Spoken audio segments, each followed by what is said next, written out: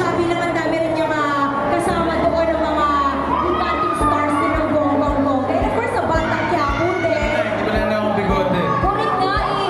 Paano mo yung nagagawa? Parang iba-ibang characters, pero alam mo yun, at the end of the day, hindi ka nalilito sa mga pinoportray mo.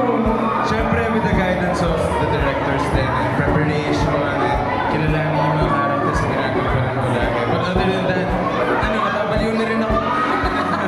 Malapit na. Hindi na lang, hindi ko na kilala sarili ko. Hindi, pero talagang napakagaling mo kasing actor, Elijah. And I'm looking forward din na mas marami ka pang projects, di ba, in the future. And of course, talaga naman, pagtuloy-tuloy pa ang bongga ng career mo. Congratulations, you deserve it, Elijah. And once again, pinakandito tayo sa Fruitcake.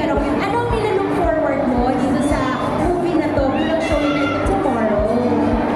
Fan kasi din ako ng team, ng filmmaking team, ni Direk Joel, and of course, support din ako sa Warner's team. And sobrang big time ng ensemble of actors eh. So, excited ako makita ko ng classic comedy, Pablo Maldito, kung gaano siya kawasak ng pelikula na to, as a fan of Joel. And yeah, excited ako manood na rin. Correct. At dahil dyan, Elijah, imbitahan mo na sila at tomorrow manood na Fruitcake. Guys, manood na kayo ng Fruitcake. Tomorrow na po yan. Hello. Tomorrow na po yan. Palabas ng cinemas nationwide. And I'm sure you're gonna have a fun time. Kaya isama yung mga barkada nyo. Kahit